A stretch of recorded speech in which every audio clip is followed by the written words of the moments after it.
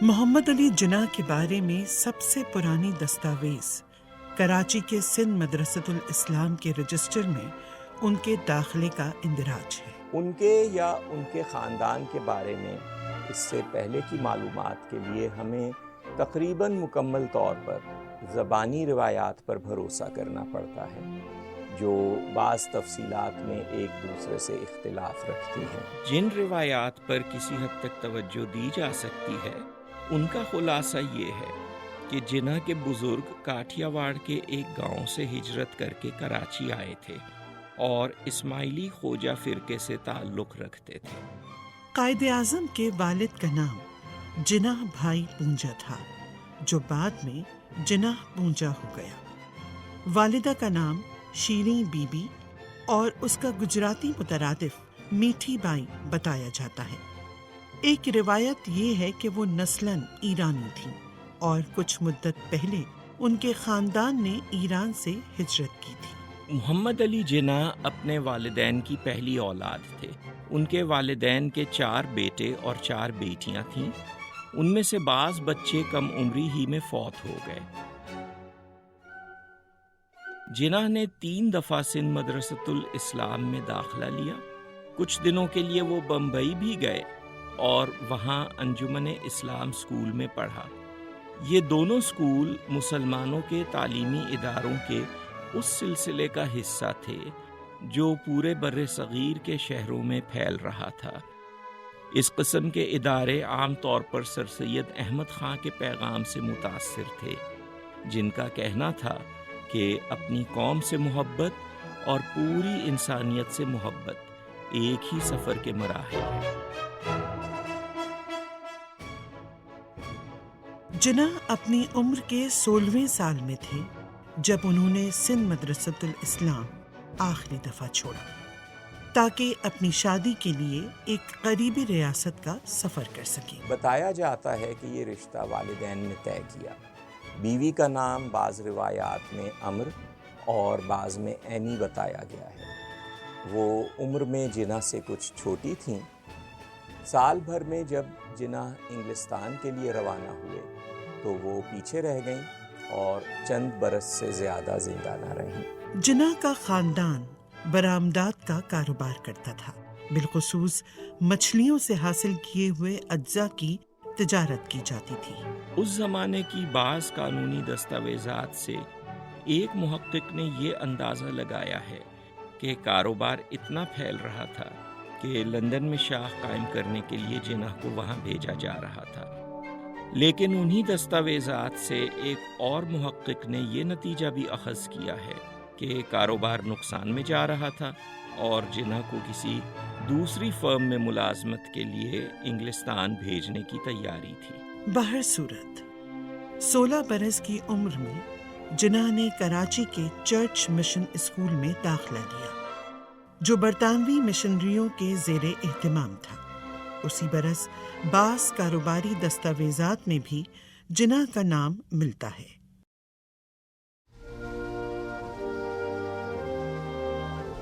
قرینِ قیاس ہے کہ اگلے برس کے شروع میں جناح کراچی کی بندرگاہ سے روانہ ہوئے، کیونکہ فروری 1893 کے آغاز تک وہ لندن پہنچ چکے تھے۔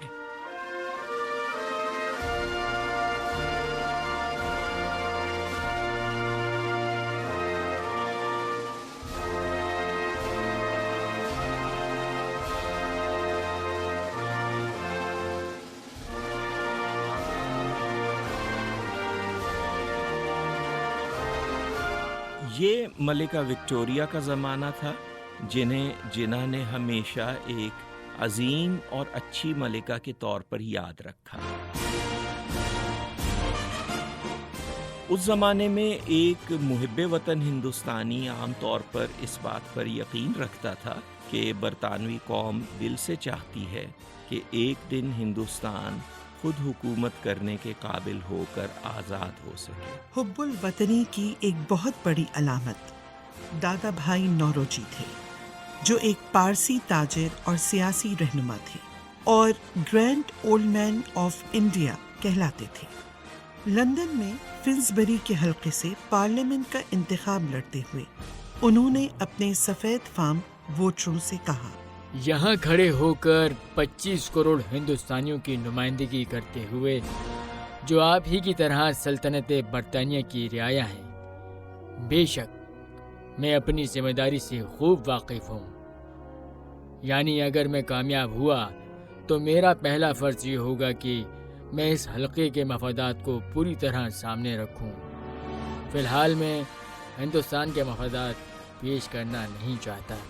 انگریزوں کے بارے میں جناح کے اپنے محسوسات کی جھلک ہمیں اس پیغام میں ملتی ہے جو انہوں نے اپنی زندگی کے آخری برس دیا تھا۔ میں سمجھتا ہوں کہ مسلمانوں اور برطانوی لوگوں کے درمیان خاصا احساس رفاقت موجود ہے۔ شاید دونوں کی سوچ کا عملی انداز اور خالص ذہنی مشاغافیوں اور جذبات سے بیزاری اس کی وجہ ہے۔ بے شک وقتاً فوقتاً مسائل، دشواریاں اور غلط فہمیاں بھی پیش آتی رہتی، لیکن وہ اتنی اہم نہیں ہوتی جتنی کہ دوستی۔ لنکنز ان میں داخلہ جناح نے لندن آنے کے چند ماہ بعد لیا۔ اگرچہ انہوں نے لندن آنے سے پہلے اسکول کی تعلیم مکمل نہیں کی تھی، لیکن معلوم ہوتا ہے کہ یہاں آتے ہی انہیں دماغی مشقت اور پڑھائی کے ساتھ عشق ہو گیا۔ بیرسٹر بننے کے لیے ایک طالب علم کو 2 شرائط پوری کرنی پڑتی تھیں۔ پہلی شرط یہ تھی کہ ادارے میں داخلے کو کم سے کم 3 برس کی مدت گزر چکی ہو، اور طالب علم نے ادارے میں منعقد ہونے والے ڈنرز کی ایک مخصوص تعداد میں شرکت کی ہو۔ دوسری شرط یہ تھی کہ رومن قانون کا پرچہ اور فائنل امتحان کے پرچے پاس کرے۔ رومن قانون کا پرچہ کبھی بھی دے سکتے تھے، مگر فائنل امتحان صرف اس وقت دیا جا سکتا تھا جب داخلے کو کم سے کم 2 سال کی مدت گزر چکی ہو۔ نوجوان جناح نے پہلے برس ہی رومن قانون کے پرچے کی تیاری شروع کر دی، جو وقت سے کافی پہلے تھی۔ پہلی دفعہ میں وہ کامیاب نہیں ہوئے، لیکن تیاری کے دوران انہوں نے جس طرح محنت کی اس سے وہ بیرسٹر بہت متاثر ہوا جو انہیں یہ مضمون پڑھا رہا تھا۔ اس کے بعد ضابطہ بدل گیا۔ اب ایک طالب علم کسی وقت بھی فائنل امتحان دے سکتا تھا، لیکن شرط یہ تھی کہ تمام پرچے ایک ہی دفعہ میں پاس کرے۔ جناح نے یہ نیا ضابطہ متعارف ہوتے ہی فائنل امتحان کے تمام پرچے دے ڈالے، حالانکہ انہیں لنکنز ان میں تعلیم شروع کیے ہوئے مشکل سے 1.25 برس ہوا تھا۔ وہ کئی پرچوں میں پاس ہوئے جن میں رومن قانون بھی شامل تھا، مگر تمام پرچوں میں پاس نہ ہو سکے۔ چنانچہ جناح نے 3 ماہ بعد پھر امتحان دیا۔ اس دفعہ بھی تمام پرچوں میں ایک ساتھ پاس نہ ہو سکے۔ 3 ماہ بعد پھر امتحان میں بیٹھے۔ اس تیسری کوشش میں کامیاب ہوئے جب انہیں لنکنز ان میں داخلہ لیے مشکل سے 1.25 سال ہوئے تھے۔ نتیجے کا اعلان اس دن ہوا جب ان کے پسندیدہ شاعر اور ڈرامہ نگار ولیم شیکسپیئر کی سالگرہ تھی۔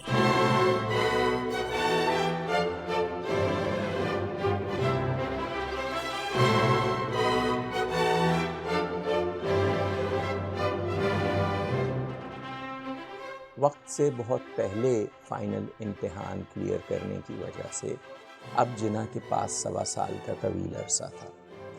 جب انہیں اپنے داخلے پر 3 برس کی مدت گزرنے اور چند ڈنرز میں شریک ہونے کے سوا کچھ نہیں کرنا تھا۔ فراغت کے اس زمانے میں جناح نے ایک بیرسٹر کے چیمبر میں مطالعہ کیا، انگلستان کی عدالتوں کا مشاہدہ کیا،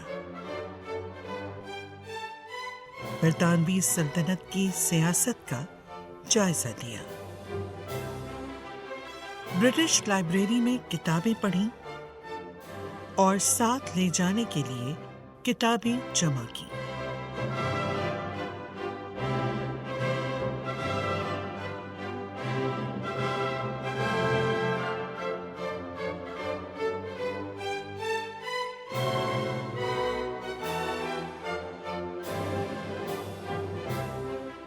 اس دوران گھر میں ان کی والدہ کا انتقال ہو چکا تھا۔ ایک روایت کے مطابق ان کی بیوی بھی فوت ہو چکی تھی، جبکہ دوسری روایت کے مطابق وہ 1 برس بعد فوت ہوئیں۔ ان کے والد کا کاروبار بند ہو چکا تھا اور وہ اپنے بچوں کو ساتھ لے کر بمبئی منتقل ہو چکے تھے۔ لنکنز ان سے بیرسٹری کی سند حاصل کرنے کے بعد جناح نے سمندری راستے سے واپسی کا سفر کیا اور بمبئی پہنچے۔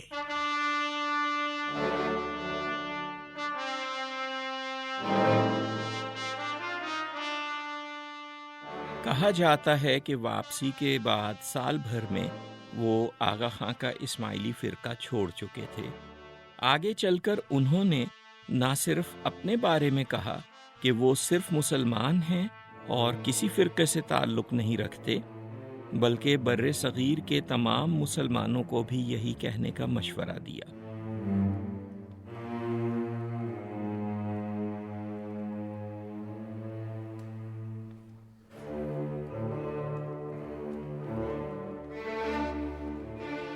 بمبئی میں آمد کے ساتھ ہی وہ انجمن اسلام کے جلسوں میں بھی شریک ہونے لگے تھے، جو شہر کے مسلمانوں کی ایک نمایاں تنظیم تھی۔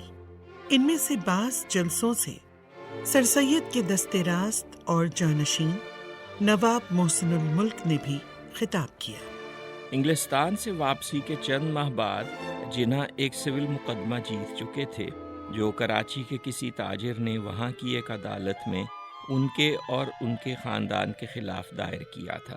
اسی قسم کے ایک اور مقدمے میں بھی وہ اپنی سہولت کے مطابق تصفیہ کروا چکے تھے۔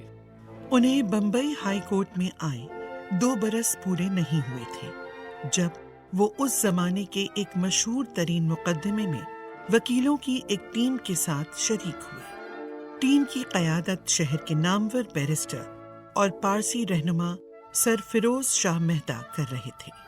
اسی زمانے میں انہوں نے ایک سینئر پارسی وکیل کے ساتھ مل کر ایک اور مقدمہ جیتا جو ایک ریفرنس کیس قرار پایا اور قانونی جرنل میں شائع ہوا۔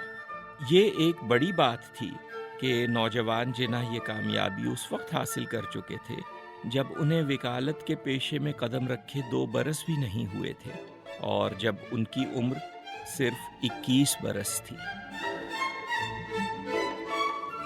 20ویں صدی کے پہلے برس جناح نے بمبئی کی ایک پولیس کورٹ میں 3rd پریزیڈنسی مجسٹریٹ کی حیثیت میں 6 ماہ تک ملازمت کی۔ پولیس کورٹ میں جناح معاشرے کے نچلے ترین طبقے کے ساتھ براہ راست رابطے میں آئے۔ یہ وہ مصیبت زدہ طبقہ تھا جو ان کی بیرسٹر کی حیثیت میں شاید کبھی ان کے قریب نہ آ سکتا۔ ان کے سامنے پیش کیے گئے ملزموں میں 10 سال سے کم عمر کے لڑکے اور لڑکیاں شامل تھے جنہوں نے انتہائی غربت میں پروان چڑھتے ہوئے کسی معمولی چیز کی چوری کی تھی اور بے بسی سے اپنے جرم کا اعتراف کر رہے تھے، رحم کی بھیک مانگ رہے تھے اور اس مستقبل کی آنکھوں میں جھانک رہے تھے جس میں ان کے لیے امید کی کوئی کرن موجود نہیں تھی۔ جناح سمجھتے تھے کہ انگریزوں نے عدالتی نظام کو جس طرح ارتقا دیا ہے وہ عوام کے حقوق اور ان کی آزادیوں کی حفاظت کرنے کے لیے کافی ہو سکتا ہے، مگر یہ نظام اپنا مقصد حاصل کرنے میں ناکام ہو رہا تھا، جس کی وجہ جناح کے نزدیک افسر شاہی یعنی بیوروکریسی تھی۔ آگے چل کر انہوں نے کہا کہ وہ دیکھ چکے تھے کہ برطانیہ میں سول سرونٹ عوام کی خدمت کرتے ہیں مگر یہاں اس طرح پیش آتے ہیں جیسے ملک کے حکمراں ہو۔ انہوں نے کہا کہ یہاں سول سروس ایک اونچی ذات بن گئی ہے جو ذات پات کے پہلے سے موجود نظام سے بھی زیادہ تباہ کن ہے۔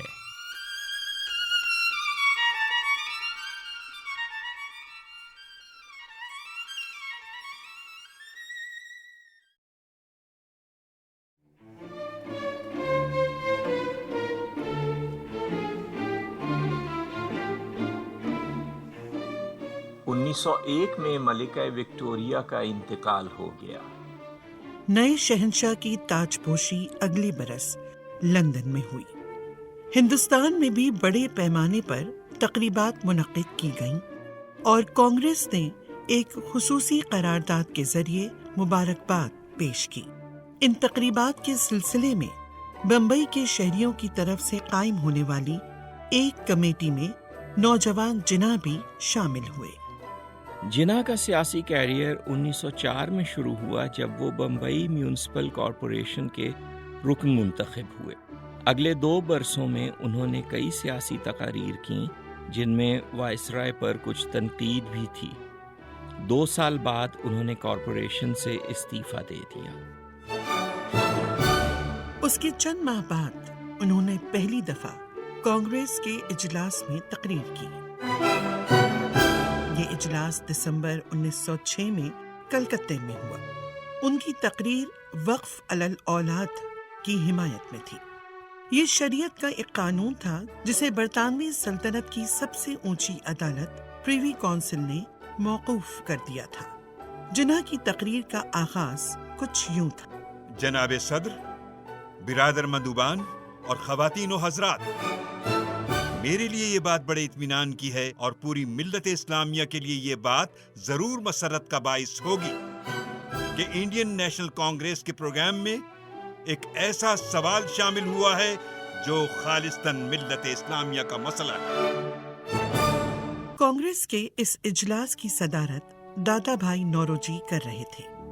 یہیں کانگریس نے پہلی دفعہ مطالبہ کیا کہ ہندوستانیوں کو بھی اسی طرح اپنے ملک میں حکومت کرنے کا حق دیا جائے جس طرح سلطنت برطانیہ کی بعض دوسری کالونیوں مثلاً کینیڈا اور آسٹریلیا کو حاصل ہو چکا ہے۔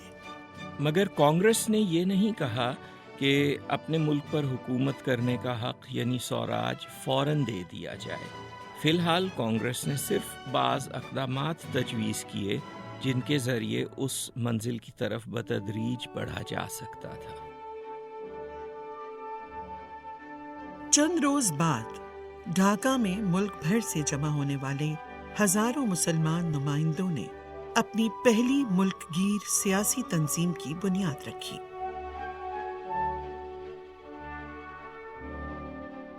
اس کا نام آل انڈیا مسلم لیگ تھا۔ جن لوگوں نے یہ تنظیم قائم کی ان کا کہنا تھا کہ یہ سر سید احمد خان مرحوم کے شروع کیے ہوئے سفر کا اگلا موڑ ہے۔ ایک دن اس تنظیم کی قیادت کرنا محمد علی جناح کی تقدیر تھی۔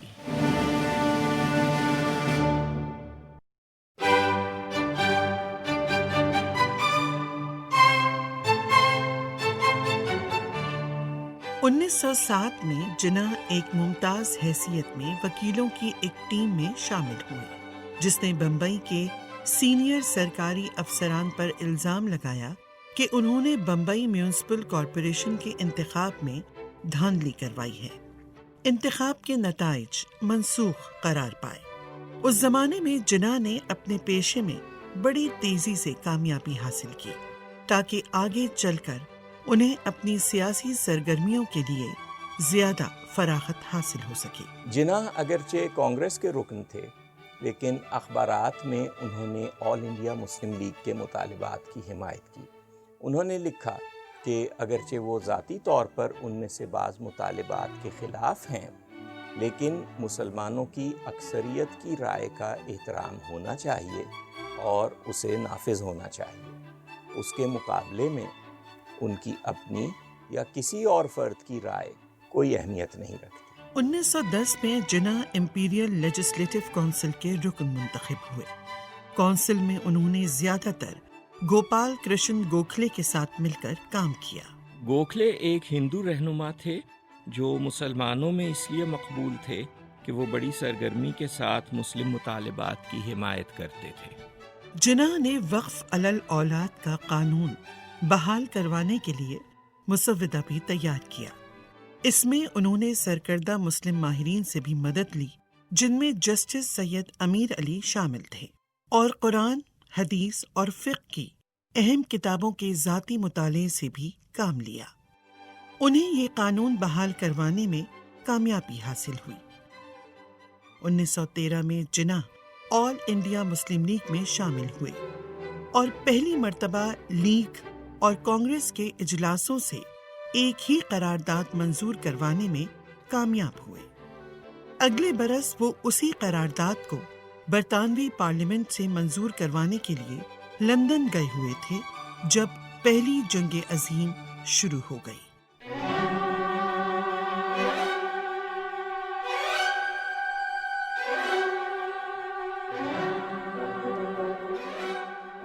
چند ماہ بعد جناح واپس آ گئے۔ اب ان کے بارے میں یہ کہا جانے لگا تھا کہ وہ مسلم نوجوانوں کے لیے ایک اچھی مثال ہیں۔ پریس میں انہیں صرف ایک سیاسی رہنما ہی نہیں بلکہ ایک سیاسی مفکر بھی قرار دیا جا رہا تھا۔ اس ہیبت ناک سانحے کے ساتھ درندگی کی وہ دیرینہ قوتیں بھی بے پردہ ہو کر پوری طرح سامنے آ گئی ہیں جو تہذیب کے چمکدار اور نظروں کو خیرہ کر دینے والے نقاب کے پیچھے چھپی ہوئی تھیں۔ آج وہ مہذب زندگی اور معاشرے کی جڑیں کاٹ دینے کی کوشش کر رہی ہیں۔ ایسے عظیم انقلابوں کے بعد جیسی کہ یہ جنگ ہے، دنیا کبھی خاموشی سے اپنے پہلے والی زندگی اور سوچ کی آغوش میں واپس نہیں جا سکتی۔ جن چیزوں سے موجودہ نسلیں معاشرے اور سیاست کے نام پر واقف تھیں، ان میں سے بیشتر ہماری نظروں کے سامنے آگ اور لہو کے سیلاب میں غرق ہو کر فنا ہو رہی ہیں۔ مادیت پرستی کا سخت خول اور عیش پسندی، عادات و اطوار کا جمود اور ان رسومات اور اداروں کا بوجھ جو اپنی افادیت کھو چکے تھے اور زندگی کے آگے بڑھنے میں رکاوٹ بن رہے تھے، اب مغرب کے بڑے جمہوری معاشروں سے رخصت ہو رہے ہیں، کیونکہ بقا کی جد و جہد نے اس پر مجبور کر دیا ہے۔ دیرینہ جذبات کی دہکتی ہوئی بھٹی میں جل کر خس و خاشاک ختم ہو رہا ہے اور سونا کندن بن رہا ہے، اور اس بھیانک امتحان سے گزر کر آزاد ہونے والی روح کو تقریباً روز ازل جیسی آزادی اور سہولت میسر ہوگی کہ وہ بالکل نئے سرے سے آنے والے زمانوں کے لیے ایک ایسی زندگی کے منصوبے بنائے اور انہیں عملی تشکیل دے جہاں پہلے سے زیادہ خوشحالی اور پہلے سے زیادہ آزادی ہو۔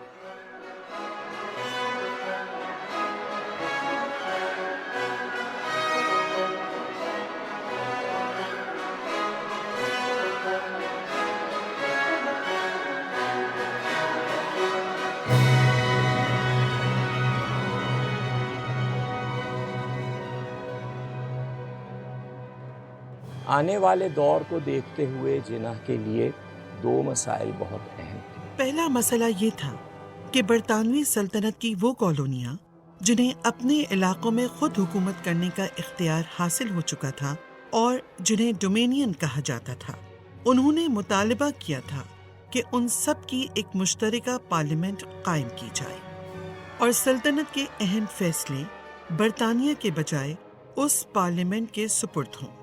جناح کا کہنا تھا، یہ سوال قدرتی طور پر پیدا ہوتا ہے کہ اگر ڈومینینز کی نمائندگی کے ساتھ ایک امپیریل پارلیمنٹ وجود میں آتی ہے تو اس میں ہندوستان کی کیا حیثیت ہوگی؟ کیا ہندوستان کو نئے اور مزید آقا ملنے والے ہیں؟ جناح چاہتے تھے کہ برطانیہ اس بات کا اعلان کر دے کہ ہندوستان کو بھی ڈومینین بنایا جائے گا، تاکہ اس بین الاقوامی پارلیمنٹ میں، جسے اب کامن ویلتھ یعنی دولت مشترکہ بھی کہا جا رہا تھا، ہندوستان برابری کی سطح پر شریک ہو سکے۔ مگر اس کے لیے ضروری تھا کہ پہلے ہندوستان والے خود متحد ہو جائیں، اور کانگریس کی طرف سے ابھی تک مسلمانوں کے بعض بنیادی مطالبات کی حمایت بھی نہیں ہوئی تھی، جیسے اپنے نمائندے خود منتخب کرنے کا حق، جسے جداگانہ انتخاب کہتے تھے۔ اور یہ دوسرا مسئلہ تھا جو اس زمانے میں جناح کے لیے اہم تھا۔ جناح کانگریس سے مسلمانوں کے بعض بنیادی مطالبات کی حمایت کروانے میں کامیاب ہو گئے، جسے میثاق لکھنؤ کہا گیا۔ اس سمجھوتے کا تحیر خیز پہلو یہ تھا کہ اسے ہندوؤں سے منظور کروانے کے لیے سب سے زیادہ زور بال گنگا دھر تلک نے لگایا۔ وہ نہ صرف انگریزوں کے خلاف انتہا پسندی کے لیے مشہور تھے، بلکہ عام طور پر انہیں مسلمانوں کا بھی سخت مخالف سمجھا جاتا تھا۔ تلک کی طرف سے واضح حمایت حاصل ہونے کے بعد اس بات میں شبہ نہیں کیا جا سکتا تھا کہ سمجھوتے کو مسلمانوں کے علاوہ ہندوؤں کی تائید بھی واقعی حاصل ہے، اگرچہ اس کے لیے مسلمانوں کو ایک بہت بڑی قربانی دینی پڑی تھی۔ انہیں اس بات پر آمادہ ہونا پڑا تھا کہ برصغیر کے جن دو صوبوں میں ان کی اکثریت ہے، یعنی بنگال اور پنجاب، وہاں بھی ان کی حکومت نہیں ہوگی۔ اس کا مطلب یہ تھا کہ مسلمان برصغیر کے کسی بھی حصے میں حکومت نہیں کر سکیں گے۔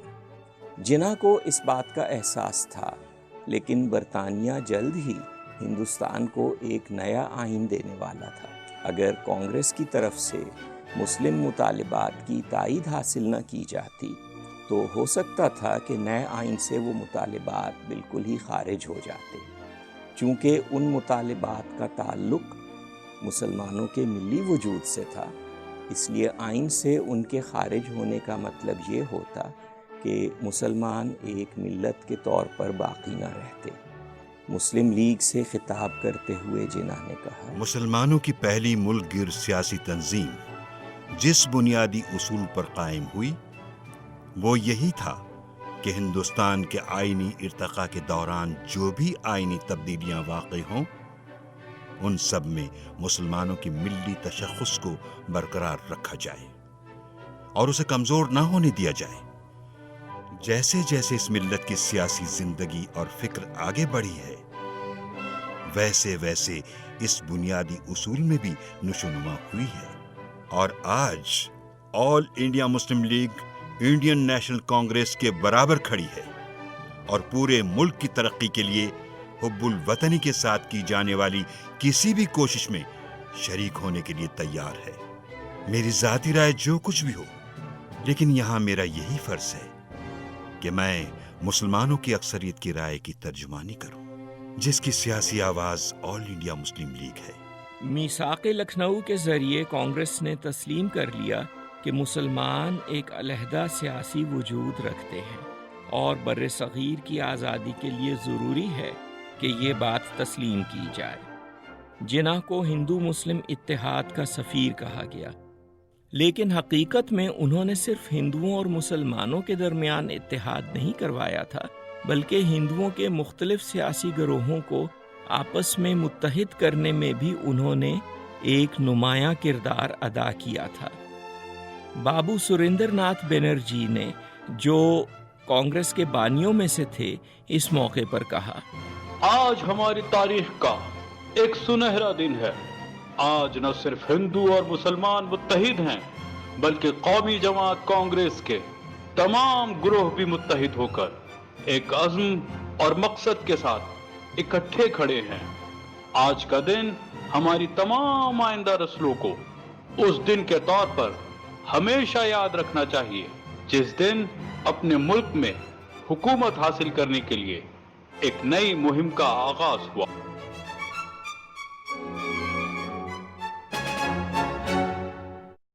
اور اگلے برس جناح نے برطانیہ کی طرف سے وہ اعلان سن لیا جو وہ چاہتے تھے۔ 20 اگست 1917 کو وزیر ہند نے برطانوی پارلیمنٹ کے ہاؤس آف کامنز میں اعلان کیا کہ ہندوستان میں برطانوی پالیسی کا مقصد ہندوستان کو بتدریج دوسرے ڈومینینز کی طرح خود حکومت کرنے کے قابل بنانا ہے۔ ہز میجسٹی کی حکومت کی پالیسی انتظامیہ کی ہر شاخ میں ہندوستانیوں کی شرکت کو بڑھانے اور جمہوری اداروں کو بتدریج فروغ دینے پر مبنی ہے، جس کا مقصد یہی ہے کہ برطانوی سلطنت کے ایک مکمل حصے کے طور پر ہندوستان مرحلہ بمرحلہ اپنے آپ پر خود حکومت کرنے کی منزل پر پہنچ جائے۔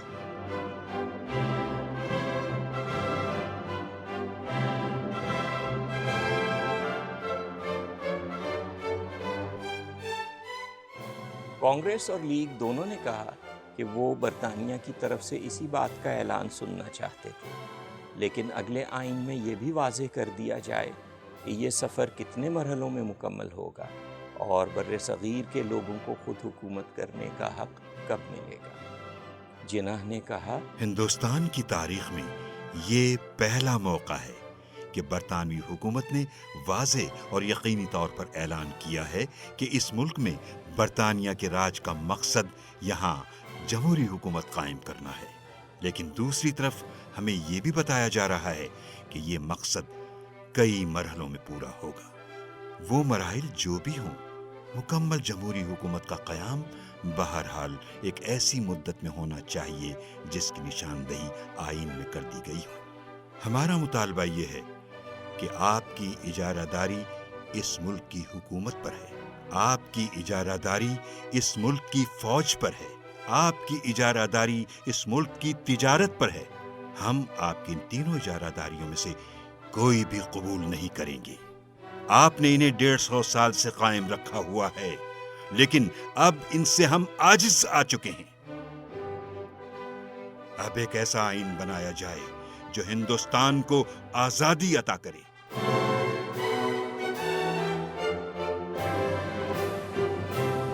آزادی جو کسی بھی جمہوری حکومت کا سیاسی پہلو ہے، کوئی مغربی آئیڈیل نہیں بلکہ ایک انسانی آئیڈیل ہے۔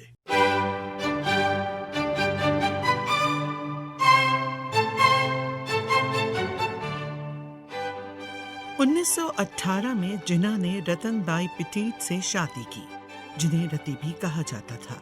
वो बम्बई के मुमताज पारसी सनतकार सर डिनशा पिटीट की साहबजादी थी।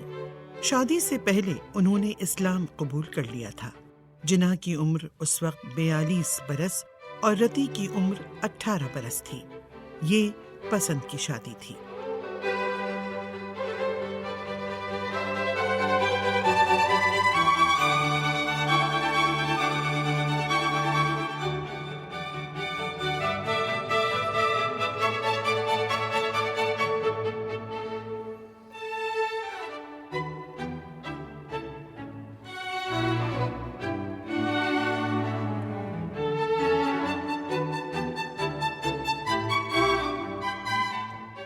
उन दोनों की इकलौती औलाद एक लड़की थी, दीना जिन्ना। अगले बरस 14 और 15 अगस्त की दरमियानी रात को लंदन में पैदा हुई।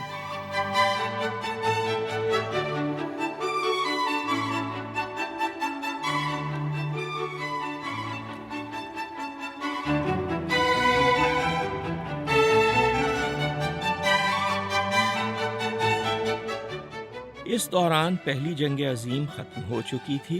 बरतानवी पार्लियामेंट ने हिंदुस्तान के लिए जो नया आइन मंजूर किया उसमें मीसाक लखनऊ का काफ़ी हिस्सा शामिल था और आम इंतखाबात भी शुरू करवाए जा रहे थे। इसलिए बर्रे सगीर के बाज़ यूरोपियन हलकों और बरतानिया के उन सियासतदानों की तरफ से शदीद रद्द अमल हुआ जो हिंदुस्तानियों को मज़ीद हुकूक देने के खिलाफ थे। लेकिन इस आइन में हिंदुस्तान को डोमेनियन स्टेटस नहीं मिला था और ब्यूरोक्रेसी को मुंतखब नुमाइंदों के साथ हुकूमत में शरीक कर दिया गया था, जिसे डायरकी यानी दोहरी हुकूमत कहा जा रहा था। इसके खिलाफ हिंदुस्तान में भी शदीद रद्द-ए-अमल सामने आया। मुसलमानों के लिए तशवीश की एक और बात यह थी कि तुर्की की आज़ादी ख़त्म होती नज़र आ रही थी और मशरिक़ वुस्ता में तुर्कों से छीने हुए इलाकों में एक यहूदी सल्तनत के क़याम की कोशिश की जा रही थी। आम बेचैनी की इस फ़ज़ा में गांधी आगे बढ़े। मोहनदास करमचंद गांधी ने 23 बरस की उम्र में हिंदुस्तान छोड़ा और अगले 22 बरस का बेशतर हिस्सा जुनूबी अफ्रीका में गुजारा। वहाँ शहरी हुकूक की जद्दोजहद के लिए बैनुल अक़वामी शोहरत हासिल करने के बाद पहली जंग अजीम के दौरान वो हिंदुस्तान वापस आ गए। वो खुद को एक रूहानी शख्सियत के तौर पर पेश करते थे और महात्मा कहलाते थे। गांधी ने कहा कि 1919 का आइन हरगिज काबिल कबूल नहीं है, इसलिए हिंदुस्तान को फौरन आज़ाद किया जाए। उन्होंने आवाम से कहा कि अगर वो हुकूमत से ताउन करना छोड़ दें तो हिंदुस्तान को 1 साल में आज़ादी मिल जाएगी। अदम ताउन की तहरीक 1 साल से ज़्यादा चली। इस तमाम अरसे में बहुत खून खराबा होता रहा मगर आज़ादी हासिल ना हुई। 17 महीने बाद गांधी ने तहरीक ख़त्म कर दी। 1919 का आइन 16 बरस तक नाफिज रहा। बहुत से सीनियर हिंदू रहनुमा शुरू ही से इस आइन को आजमाने के हक में थे। उन्होंने कांग्रेस छोड़कर अपनी अलहदा तंजीम बना ली। उन रहनुमाओं में सुरेंद्र नाथ बनर्जी भी शामिल थे, जो कांग्रेस के बानियों में से थे। उन्होंने कहा कि गांधी उन अंग्रेज सियासतदानों के हाथों में खेल रहे हैं जो हिंदुस्तान को आज़ादी की मंजिल पर पहुंचने से रोकना चाहते हैं।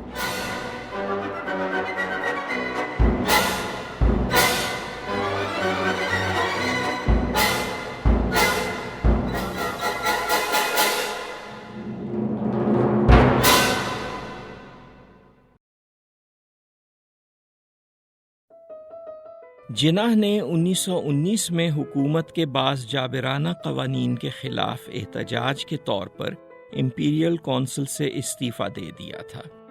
उन्होंने लंदन में पार्लियामेंट की जॉइंट कमेटी के सामने और दूसरे फोरम्स पर तहरीक खिलाफत की हिमायत भी की, लेकिन अदम ताउन के प्रोग्राम से मुत्तफ़िक ना हो सके और कांग्रेस छोड़ दी।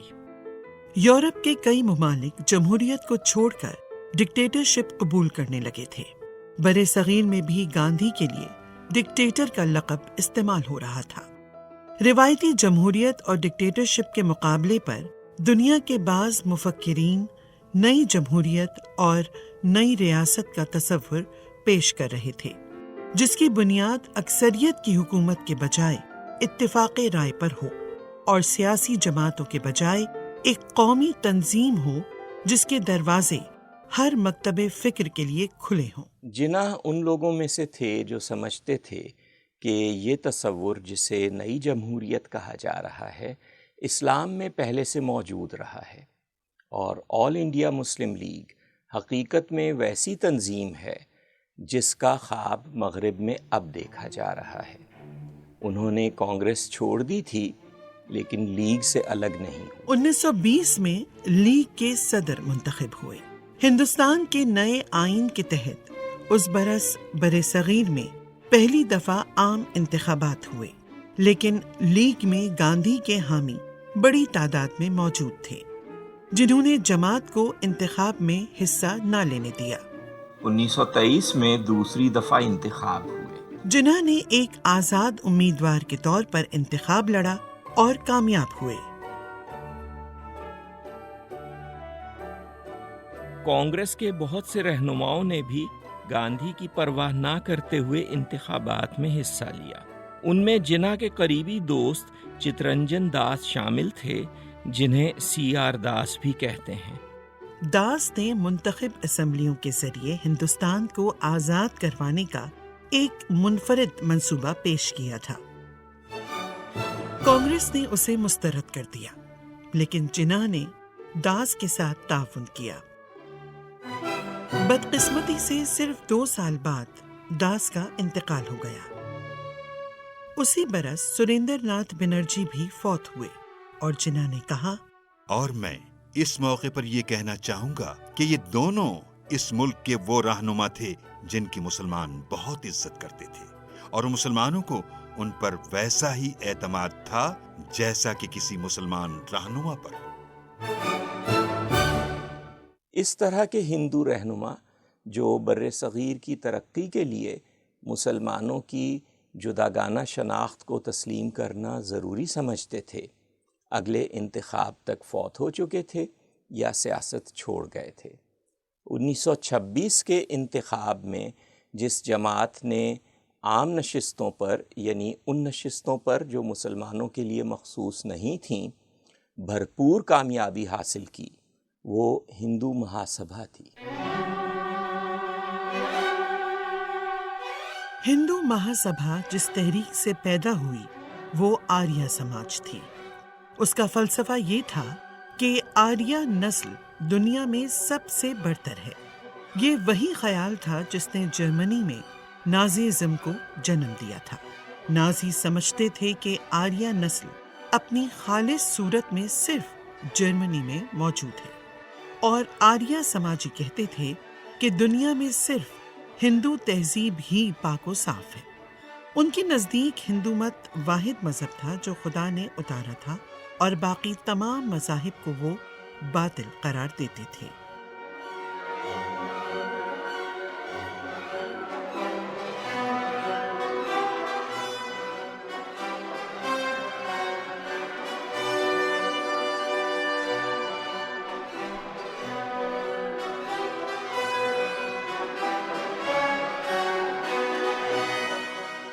ہندو مہاسبھا کے وجود کا مقصد آریہ سماج کے پروگرام کو نافذ کرنا تھا، اور مہاسبھا پہلے ہی واضح کر چکی تھی کہ وہ جداگانہ انتخاب اور مسلمانوں کے وہ حقوق بحال نہیں رہنے دے گی جنہیں ماضی میں ہندو رہنماؤں نے تسلیم کیا تھا۔ یہ انتخابات ایک ایسے وقت میں ہوئے جب لندن میں سلطنت برطانیہ تسلیم کر رہی تھی کہ ڈومینینز یعنی اس کے وہ علاقے جنہیں خود حکومت کرنے کا اختیار مل چکا ہے ہر طرح سے آزاد ہیں۔ وہ برطانوی سلطنت میں رہنے پر مجبور نہیں ہیں، لیکن اپنی مرضی سے برٹش کامن ویلتھ یعنی برطانوی دولت مشترکہ کے رکن رہ سکتے ہیں، تاکہ کامن ویلتھ آزاد ممالک کا ایک خاندان بن جائے۔ جناح نے ایک سلطنت کو اس طریقے سے کامن ویلتھ میں تبدیل کرنے کے خیال کو ایک عظیم نصب العین قرار دیا۔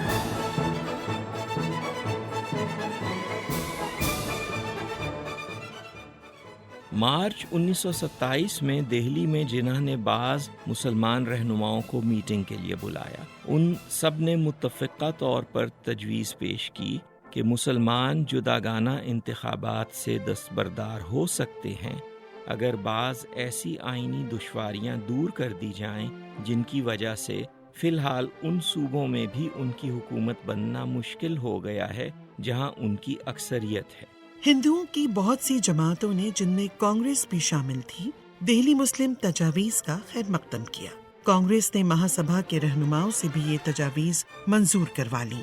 ایک کمیٹی تشکیل دی گئی تاکہ ان بنیادوں پر ہندوستان کے لیے ایک نئے آئین کا خاکہ بنائے جس میں ہندوستان کو ڈومینین اسٹیٹس حاصل ہو۔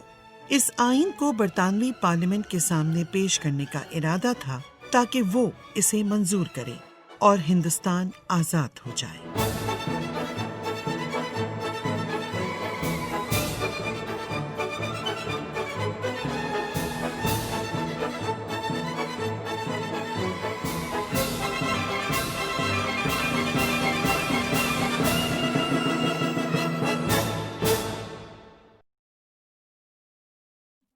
جو آئینی خاکہ سامنے آیا اسے نہرو رپورٹ کہتے ہیں۔ نہرو رپورٹ میں مسلم رہنماؤں کی تجاویز شامل نہیں تھیں اور جداگانہ انتخاب بھی ختم کر دیے گئے تھے۔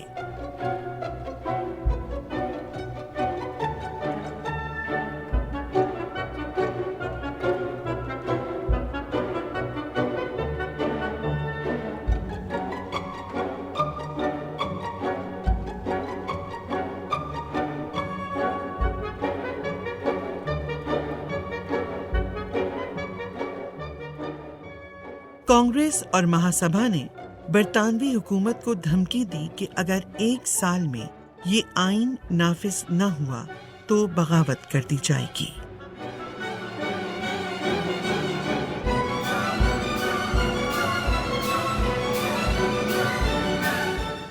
جب جناح نے ان رہنماؤں کو وہ باتیں یاد دلانے کی کوشش کی جو پہلے طے ہوئی تھیں تو جناح کو ایک بگڑا ہوا بچہ قرار دے کر صاف انکار کر دیا گیا۔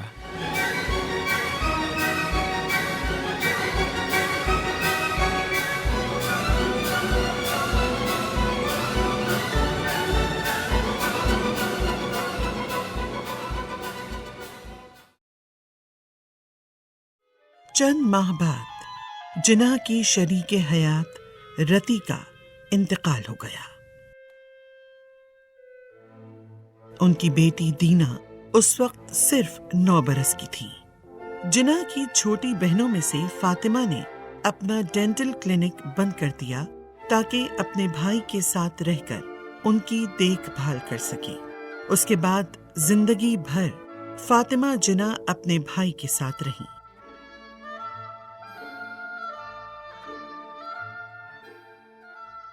آل انڈیا مسلم لیگ نے جناح کو ذمہ داری دی کہ وہ مسلمانوں کے مطالبات کی ایک جامع دستاویز تیار کریں۔ انہوں نے جو قرارداد تیار کر کے پیش کی وہ 14 نکات پر مشتمل تھی۔ آگے چل کر یہ جناح کے 14 نکات کہلائے۔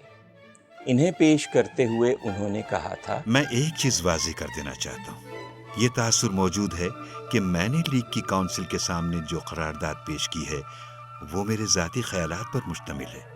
یہ درست نہیں ہے۔ میں نے کوشش کی ہے کہ ایک ایسا ڈرافٹ پیش کروں جس میں اکثریت کی آرا شامل ہوں۔ اس وقت تک انہیں ایک دوست، مفکر اور راہبر مل چکا تھا۔ یہ علامہ اقبال تھے۔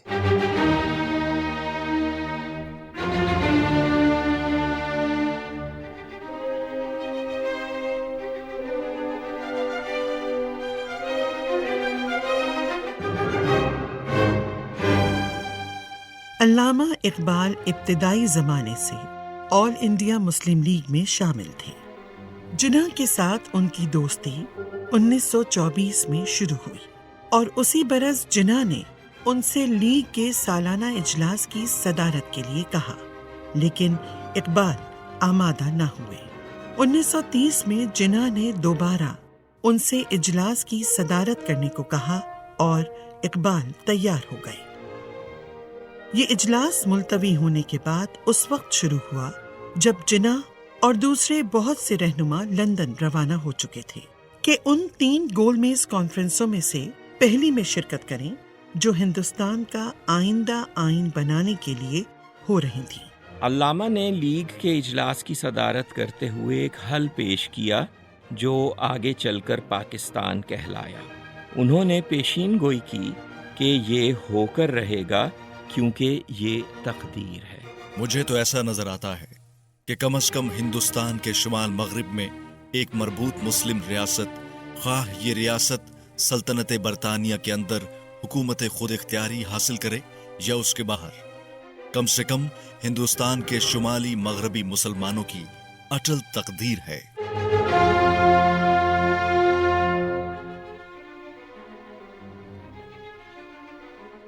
جناح 3 سال سے کچھ زیادہ عرصے لندن میں رہے۔ ان کی بیٹی دینا اور بہن فاطمہ بھی ان کے ساتھ تھیں۔ آل انڈیا مسلم لیگ نے جناح سے درخواست کی کہ وہ دوبارہ قیادت کریں۔ وہ اس شرط پر آمادہ ہوئے کہ مسلم لیگ کے تمام لیڈر انہیں متفقہ طور پر منتخب کریں۔ یہ شرط پوری ہونے کے بعد وہ واپس آ گئے۔ ہندوستان کے لیے برطانوی پارلیمنٹ نے ایک نیا آئین تجویز کیا تھا۔ مرکزی مجلس قانون ساز میں واپسی کے بعد جناح نے مطالبہ کیا کہ نئے آئین کا وہ تمام حصہ معطل کر دیا جائے جس کا تعلق ہندوستان کو ایک وفاق بنانے اور مرکزی حکومت تشکیل دینے سے تھا۔ جناح سمجھتے تھے کہ یہ بتانا برطانوی پارلیمنٹ کا کام نہیں ہے کہ ہندوستان ایک ملک کے طور پر کیسا ہونا چاہیے، بلکہ اس کا فیصلہ صرف ہندوستان کے عوام کر سکتے ہیں۔ اسمبلی میں انہوں نے کہا، وہ اسے ہماری مرضی کے خلاف ہم پر کیوں مسلط کرنا چاہتے ہیں؟ کسی صوبے سے مشورہ نہیں کیا گیا تھا، کسی صوبے کی رضامندی حاصل نہیں کی گئی کہ آیا وہ برطانوی حکومت اور دیسی ریاستوں کی عائد کی ہوئی شرائط پر وفاق میں شامل ہونا چاہتے ہیں؟ اسمبلی کی اکثریت نے قرارداد کو منظور کیا۔ کچھ عرصے بعد جب انتخابات کا اعلان ہوا تو صرف صوبائی حکومتوں کے انتخابات کا اعلان کیا گیا۔ آئین کے جس حصے کا تعلق وفاق اور مرکزی حکومتوں سے تھا وہ کبھی نافذ نہ ہوا۔ یہ بات کارنامے سے کم نہیں تھی کہ ایک فرد اپنی کوشش سے اس دستور کے آدھے حصے کو معطل کروا دے جسے تاریخ کی سب سے بڑی سلطنت نے نافذ کیا تھا۔ آئندہ انتخابات کی تیاری شروع ہوئی تو جناح نے آل انڈیا مسلم لیگ کے سرکردہ رہنماؤں کو لاہور میں مدعو کیا۔ ان میں علامہ اقبال، مولانا شوکت علی اور لیاقت علی خان شامل تھے۔ ان کے مشورے سے انتخابی منشور ترتیب دے کر جاری کیا گیا۔ اس انتخابی منشور میں لیگ نے معاشرے کے 2 عناصر کے خلاف اعلان جنگ کیا۔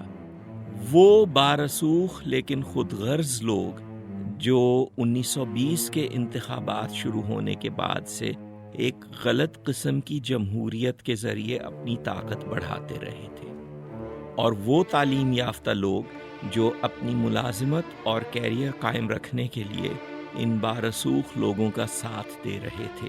ان میں بیوروکریسی بھی شامل تھی۔ انتخاب میں کانگریس نے پورے ہندوستان میں مسلمانوں کے لیے مخصوص 482 نشستوں میں سے صرف 26 حاصل کی، جن میں سے 15 ایک ہی صوبے سے حاصل کی گئی تھیں۔ برطانوی ہند میں اس وقت 11 صوبے تھے، چنانچہ باقی 10 صوبوں سے کانگریس کی مسلم نشستیں ملا کر کل 11 بنتی تھیں۔ کانگریس کی ان 11 یا 26 نشستوں کے مقابلے میں لیگ نے 110 مسلم نشستیں حاصل کی، اور یہ واحد مسلم جماعت تھی جس کے پاس کئی صوبوں کی نشستیں تھیں۔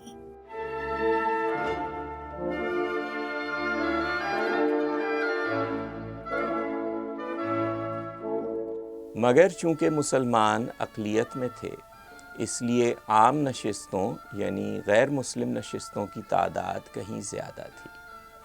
ان نشستوں پر 8 صوبوں میں کانگریس نے کامیابی حاصل کر کے وہاں اپنی حکومتیں قائم کیں۔ آئین کے مطابق ان صوبوں کی وزارتوں میں مسلمانوں کی جو تعداد ہونی چاہیے تھی، اس کے حوالے سے کانگریس کے صدر پنڈت جواہر لال نہرو نے کہا کہ وزارتیں صرف ان مسلمانوں کو دی جائیں گی جو اپنی جماعت چھوڑ کر کانگریس میں آ جائیں۔ بر صغیر میں اپنی سیاسی زندگی کے آغاز ہی سے مسلمان آئین میں اپنے لیے حقوق اور تحفظات رکھوانے کے لیے جد و جہد کرتے آئے تھے۔ اب کانگریس نے دکھا دیا تھا کہ کاغذ پر لکھے ہوئے حقوق اور تحفظات کی کوئی وقت نہیں ہے۔ آئین میں حقوق اور تحفظات موجود تھے، لیکن مسلمان انہیں استعمال نہیں کر سکتے تھے۔ اس برس لکھنؤ میں لیگ کے اجلاس میں مسلمانوں کی بہت بڑی تعداد نے شرکت کی اور جناح نے ان سے کہا، میں ہر مرد، عورت اور بچے سے التجا اور درخواست کرتا ہوں کہ ایک واحد پلیٹ فارم پر آل انڈیا مسلم لیگ کے پرچم تلے جمع ہو جائیں۔ ایسی طاقتیں موجود ہیں جو آپ پر دھونس جمائیں گی، آپ پر جبر کریں گی اور آپ کو دھمکائیں گی، اور ہو سکتا ہے کہ آپ کو نقصان اٹھانا پڑے، لیکن جبر کی جو آگ آپ کے خلاف بھڑکائی جا رہی ہے، صرف اس آگ سے گزر کر ہی اور ان ہمواریوں، دشواریوں اور نقصانات کی مزاحمت کر کے اور تکلیف اٹھا کر اور اپنے استقلال اور وفاداری کو برقرار رکھ کر ایک قوم ابھرے گی جو اپنے ماضی کی شان و شوکت اور اپنی تاریخ کی اہل ہوگی، اور جو اپنے مستقبل کو صرف ہندوستان میں نہیں بلکہ دنیا کی تاریخ میں پہلے سے بھی زیادہ عظیم اور شاندار بنائے گی۔ ایک طلسماتی قوت آپ کے ہاتھ میں ہے، اپنے اہم ترین فیصلے کر لیجئے۔ وہ سنگین اور تاریخ ساز ہو سکتے ہیں جن کے اثرات دور رس ہوں گے۔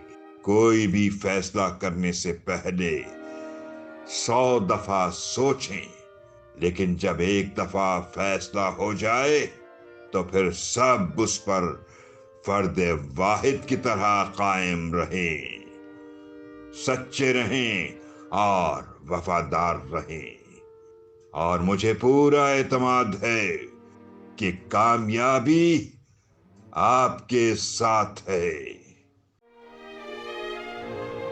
1938 میں علامہ اقبال کا انتقال ہو گیا۔ اسی زمانے میں جناح کی صاحبزادی دینا نے ایک پارسی تاجر سے شادی کر لی۔ اگرچہ جناح کے رد عمل کے بارے میں خاصی قیاس آرائی کی گئی ہے، لیکن کوئی بات اس لیے وثوق کے ساتھ نہیں کہی جا سکتی کہ وہ حد درجہ محتاط انسان تھے اور اپنے نجی خیالات اپنے آپ تک محدود رکھنے کے عادی تھے۔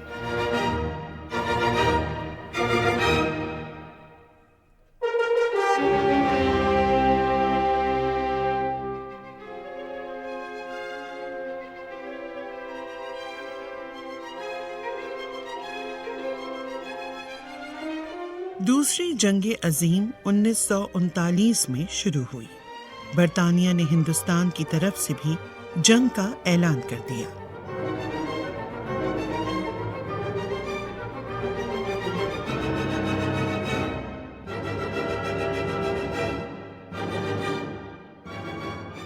چونکہ اس معاملے میں کانگریس سے مشورہ نہیں کیا گیا تھا، اس لیے کانگریس نے احتجاجاً صوبائی حکومتوں سے استعفے دے دیے۔ آل انڈیا مسلم لیگ اصولی طور پر نازیوں کے خلاف تھی، جنہوں نے جرمنی میں اقتدار حاصل کرنے کے بعد یہ جنگ شروع کی تھی۔ اس لیے لیگ نے کہا کہ وہ برطانیہ کی جنگی کارروائیوں میں حارج نہیں ہوگی بشرط یہ کہ برطانیہ اس بات کا یقین دلا دے کہ جنگ کے بعد کوئی بھی آئین مسلمانوں کی مرضی کے بغیر ان پر مسلط نہیں کیا جائے گا۔ وائسرائے کی طرف سے یہ یقین دہانی دلا دی گئی۔ لیگ کی ایک کمیٹی نے مختلف تجاویز کا جائزہ لیا جو اس دوران مسلمانوں کے مختلف مکاتب فکر کی طرف سے پیش کی جا چکی تھیں۔ ان سے کچھ اصول اخذ کیے گئے جن کی بنیاد پر لیگی رہنما آئندہ اجلاس میں ایک قرارداد تیار کر سکے۔ یہ اجلاس مارچ 1940 میں لاہور میں ہوا۔ اس وقت تک محمد علی جناح کے لیے قائد اعظم کا لقب مشہور ہو چکا تھا۔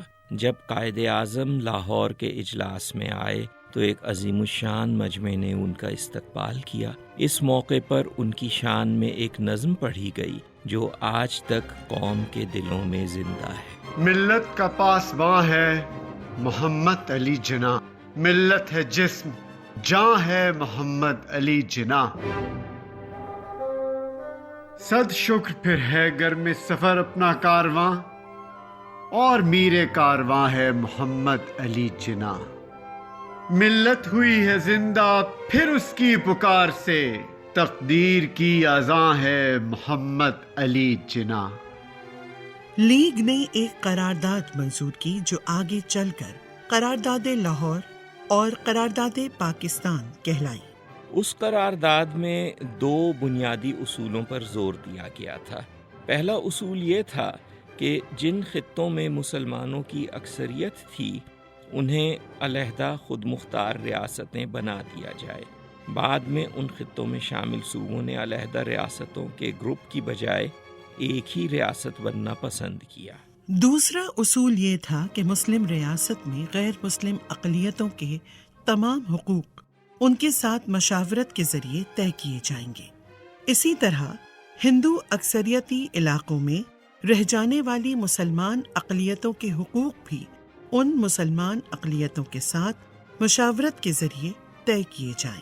اس کے بعد جلد ہی قائد اعظم نے یہ واضح کیا کہ بر صغیر کا مسئلہ صرف یہ نہیں ہے کہ یہاں غیر ملکی حکومت قائم ہے، بلکہ مسئلہ یہ بھی ہے کہ اکثریت جو ہندوؤں پر مشتمل ہے اس کی قیادت ایسے لوگوں کے ہاتھ میں ہے جو نہیں چاہتے کہ ملک آزاد ہو۔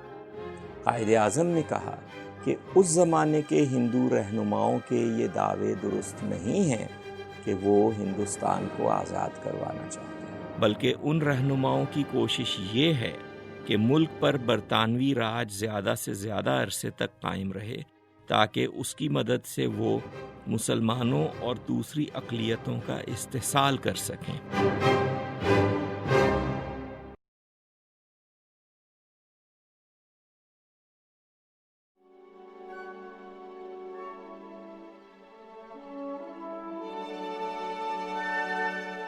اس لیے اب مسلمانوں کو یہ ذمہ داری قبول کرنی پڑے گی کہ وہ اقلیت میں ہوتے ہوئے بھی پورے بر صغیر کو برطانوی راج سے آزاد کروائیں، اور وہ یہ مقصد حاصل کر کے رہیں گے۔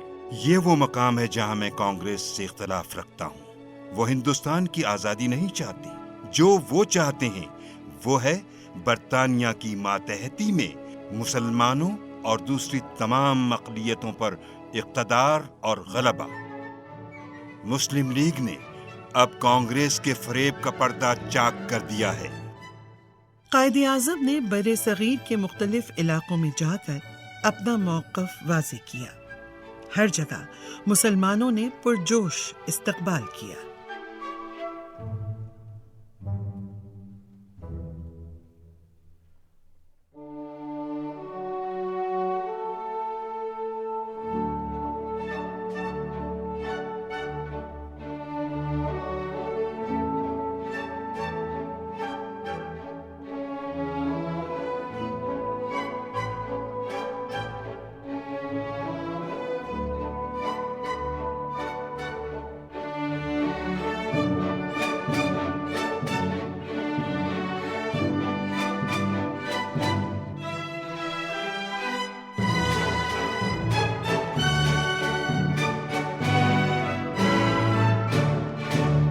قائد اعظم نے کبھی انگریز عوام کی نیت پر شبہ نہیں کیا، بلکہ کئی مواقع پر انہوں نے کہا کہ برطانیہ کے عوام ہمیشہ سے چاہتے تھے کہ ہندوستان آزادی کی منزل پر پہنچ سکے، صرف ان کے حکمراں اور بعض مفاد پرست طبقوں کی کوشش تھی کہ اس میں تاخیر ہو تاکہ ملک پر انگریزوں کی حکومت زیادہ سے زیادہ عرصے قائم رہے۔ اس مقصد کے لیے برطانوی حکمرانوں نے اس غلط مفروضے کو فروغ دیا کہ ہندوستان ایک ملک ہے یا کبھی ایک ملک رہ چکا ہے۔ قائد اعظم نے واضح کیا کہ یہ مفروضہ اپنے درست نہ ہونے کی وجہ سے ہندوؤں اور مسلمانوں کے درمیان اس لیے تصادم پیدا کر رہا ہے کہ وہ دو علیحدہ قومیں ہیں۔ چونکہ یہ تصادم انگریز حکمرانوں کے حق میں جاتا ہے، اس لیے ہندوستان کی وحدت کا تصور حقیقت میں ان دو ستونوں میں سے ایک ہے جن پر برطانوی راج قائم ہے۔ وہ ایک چیز جو انگریزوں کو ہندوستان میں رکھے ہوئے ہے وہ ایک متحدہ ہندوستان کا غلط مفروضہ ہے جس کی ترویج گاندھی کر رہے ہیں۔ میں پھر کہوں گا، ایک متحدہ ہندوستان ایک برطانوی تخلیق ہے، ایک جھوٹی کہانی اور ایک خطرناک جھوٹی کہانی جو ختم نہ ہونے والے فساد کو جنم دیتی رہے گی۔ جب تک یہ فساد موجود ہے، انگریزوں کے پاس یہاں رہنے کا جواز موجود ہے۔ تقسیم کرو اور حکومت کرو کا اصول اس دفعہ لاگو نہیں ہوتا۔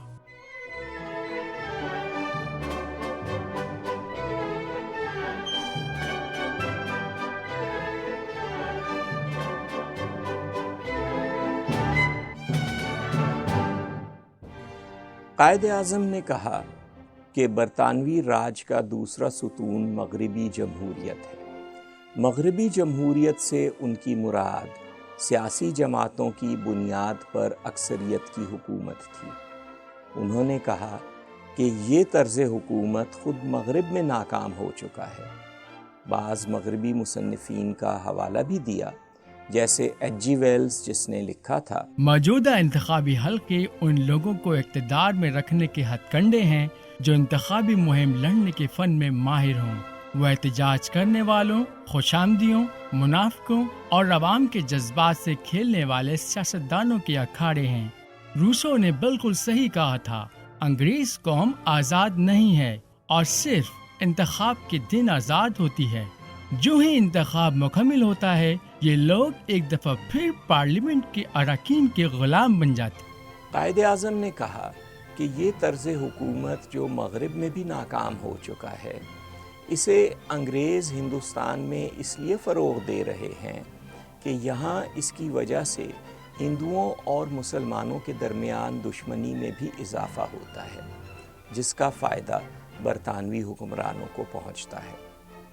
انہوں نے کہا، اس بر صغیر میں برطانوی پالیسی کی بنیاد قریباً 100 سال سے ان کے اس یقین پر رہی ہے کہ مسلمان اور ہندو کبھی متفق نہیں ہوں گے، اور اگر کبھی کسی نہ کسی وجہ سے ان کے اثر یا دباؤ میں آ کر دونوں میں اتفاق ہوا بھی تو وہ فساد کے گڑھ کے سوا کچھ بھی نہ ہوگا، جس پر متحدہ ہندوستان کی ایک چھتری ہوگی اور سب سے اوپر انگریز ہوگا۔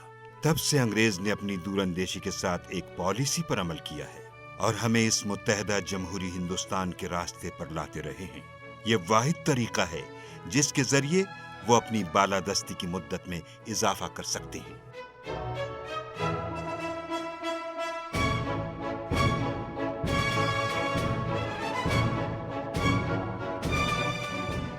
قائد اعظم سمجھتے تھے کہ سچی جمہوریت اتفاق رائے پیدا کرنے کی خواہش سے شروع ہوتی ہے۔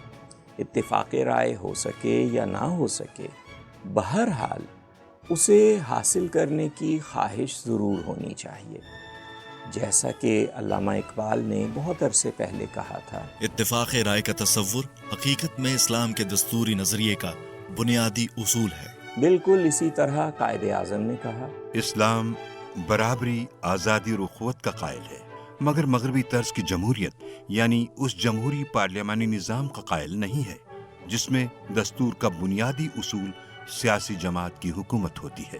قائد اعظم نے کہا کہ آل انڈیا مسلم لیگ مسلمانوں کی قومی تنظیم ہے اور اس اصول پر قائم ہے جو اسلامی جمہوریت اور حقیقی جمہوریت کا مشترکہ بنیادی اصول ہے۔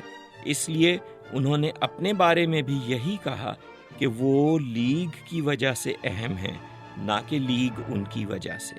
انہوں نے مسلمانوں سے کہا کہ وہ ان پر انحصار کرنے کے بجائے اپنے اتفاق رائے کو اہمیت دینا سیکھیں، اور یہ ایمان، اتحاد اور نظم و ضبط کے ذریعے ممکن ہے۔ ان کا کہنا تھا، اب یہ لیگ کی آواز ہے، عوام کی آواز، اب یہ ملت کی طاقت ہے جس کے سامنے آپ کو ضرور جھکنا ہے، خواہ آپ دنیا اسلام کا سب سے اونچا درخت ہوں۔ ان کے نزدیک لیگ کے مؤثر ہونے کا ثبوت یہ تھا کہ اس نے قیام پاکستان کا مطالبہ کر کے برطانوی راج کے دونوں ستون گرا دیے تھے، اور اب وہ بر صغیر کو آزاد کروانے والی تھی۔ مجھے یقین ہے اور میں قائل ہوں کہ ہندوستان اور ہندوستان کے تمام لوگوں کو آزادی کی منزل پر جلد از جلد پہنچانے والا سب سے مختصر راستہ یہی ہے کہ ہم پاکستان کے قیام پر متفق ہو جائیں۔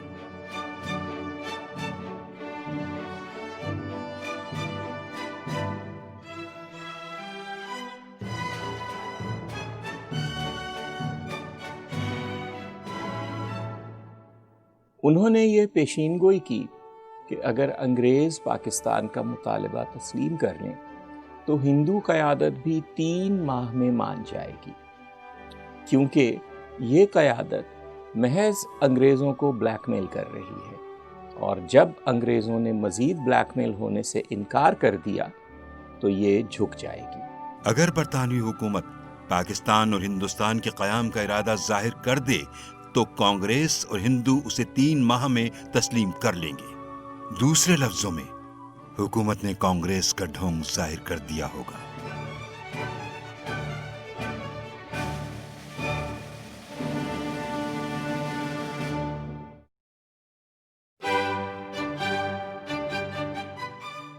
انہوں نے کہا کہ کوئی قوم طاقتور نہیں ہو سکتی اگر اس کے افراد کی بہت بڑی تعداد انتہائی غربت سے دوچار ہو۔ اس بات کو لیگ کے انتخابی منشور میں بھی اہمیت دی جا چکی تھی، اور قائد اعظم نے بھی اسے بار بار دہرایا۔ لاکھوں کی تعداد میں ہمارے لوگ ہیں جنہیں مشکل سے دن میں 1 وقت کا کھانا ملتا ہے۔ کیا یہ تہذیب ہے؟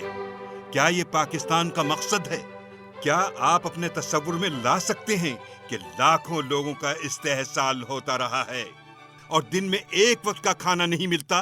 اگر پاکستان کا مطلب یہی ہے تو مجھے ایسا پاکستان نہیں چاہیے۔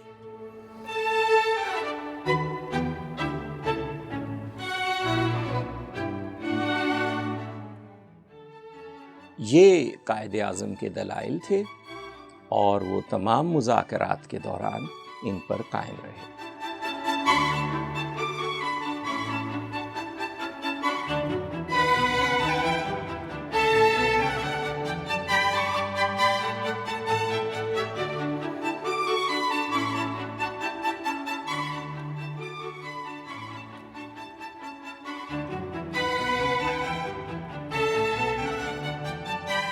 دوسری جنگ عظیم 1945 میں ختم ہوئی۔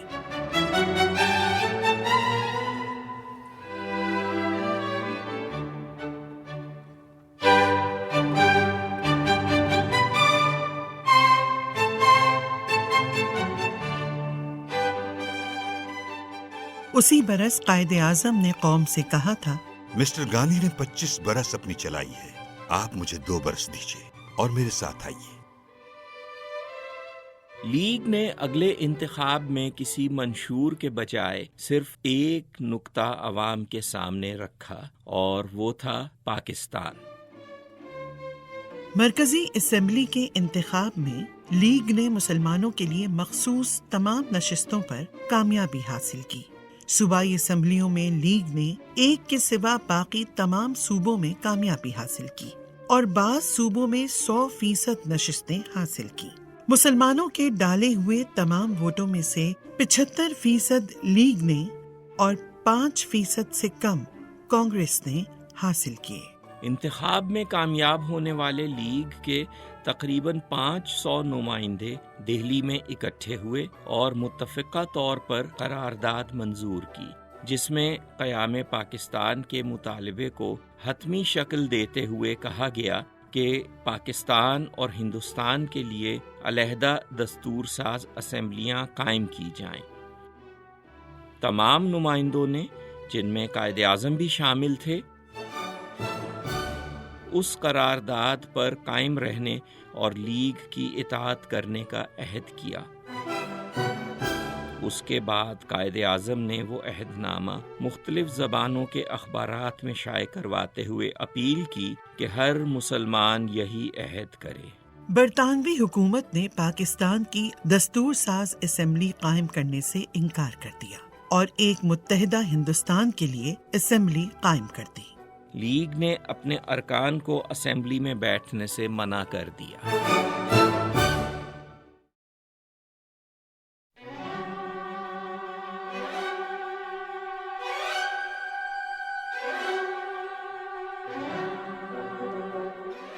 اس وقت تک بر صغیر میں ایک خانہ جنگی کی کیفیت پیدا ہو چکی تھی۔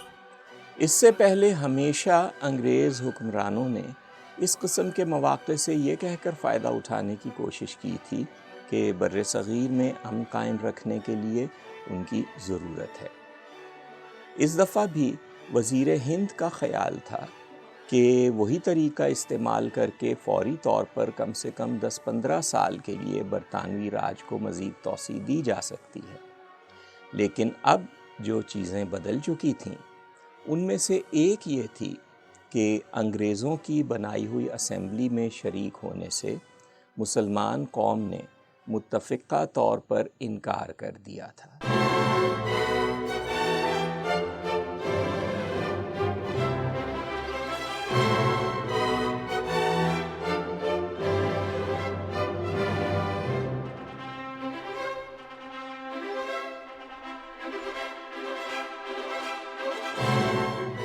برطانوی وزیر اعظم لارڈ ایٹلی نے اسی چیز کو وہ سبب قرار دیا جس کے باعث اب برطانیہ اس بات پر مجبور تھا کہ ہر حال میں جون 1948 تک بر صغیر سے چلا جائے، اور اگر ضروری ہو تو اقتدار ایک سے زیادہ حکومتوں کے سپرد کیا جائے، یعنی بر صغیر کو تقسیم کر دیا جائے۔ ہز میجسٹی کی حکومت بڑے افسوس کے ساتھ دیکھتی ہے کہ ہندوستانی جماعتوں میں ابھی تک اختلافات ہیں جو دستور ساز اسمبلی کے اس طرح کام کرنے میں حائل ہو رہے ہیں جس طرح اسے کرنا چاہیے تھا۔ ہز میجسٹی کی حکومت واضح کرنا چاہتی ہے کہ یہ اس کا ٹھوس ارادہ ہے کہ جون 1948 تک اقتدار ہندوستان کے نمائندوں کے حوالے کر دے۔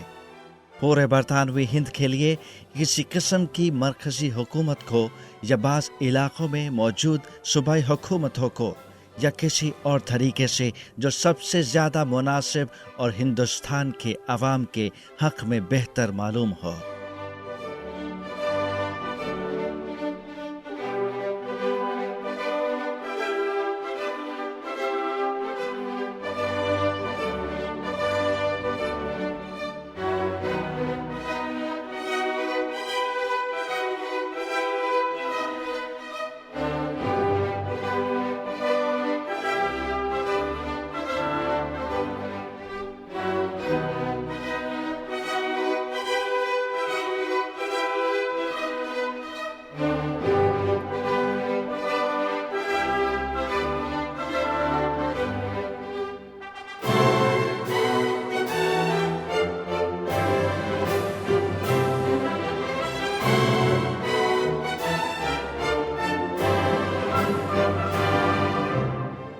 قائد اعظم نے 16 جنوری 1945 کو مسلمانوں سے کہا تھا کہ وہ مزید 2 سال ان کے ساتھ چلیں اور وہ آزادی دلوائیں گے۔ برطانوی وزیر اعظم کی طرف سے اعلان اس کے صرف 2 برس اور 1 ماہ بعد آیا۔ قائد اعظم نے یہ بھی کہا تھا کہ اگر انگریز پاکستان کا مطالبہ تسلیم کر لیں تو کانگریس اور ہندو قیادت 3 ماہ میں مان جائے گی۔ برطانوی وزیر اعظم کی طرف سے اعلان 20 فروری 1947 کو ہوا اور اس کے ٹھیک 3.5 ماہ بعد 3 جون 1947 کو ہندو قیادت نے تقسیم کا منصوبہ منظور کر لیا۔ لگتا ہے ٹھیک جا کے نشانے پہ اس کا تیر، ایسی کڑی کماں ہے محمد علی جناح۔ برطانوی حکومت نے جو منصوبہ پیش کیا اس کے مطابق پنجاب اور بنگال کے صوبوں کو بھی تقسیم ہونا تھا۔ آل انڈیا مسلم لیگ اس کے حق میں نہیں تھی، لیکن تقسیم کا منصوبہ مکمل طور پر قبول یا مسترد کرنا تھا، اس لیے لیگ کی کونسل نے اسے ایک سمجھوتے کے طور پر قبول کر لیا۔ ہندو مہاسبھا کے رہنماؤں نے احتجاج کیا اور کہا کہ وہ تقسیم کو تسلیم کیے بغیر تقسیم شدہ ہندوستان میں رہیں گے۔ ان کی قرارداد میں کہا گیا، یہ کمیٹی گھوشت کرتی ہے کہ کانگریس نے جو بات سویکار کی ہے ہندو اس کے پرتی بند نہیں ہے۔ یہ بات ایک بار پھر دہرائی جاتی ہے کہ ہندوستان ایک ہے جس کا بٹوارا نہیں کیا جا سکتا، اور تب تک شانتی نہیں ہوگی جب تک الگ ہونے والے سارے شتروں کو واپس اکھنڈ ہندوستان میں شامل کر کے انہیں پوری طرح اس کا اٹوٹ انگ نہ بنا لیا جائے۔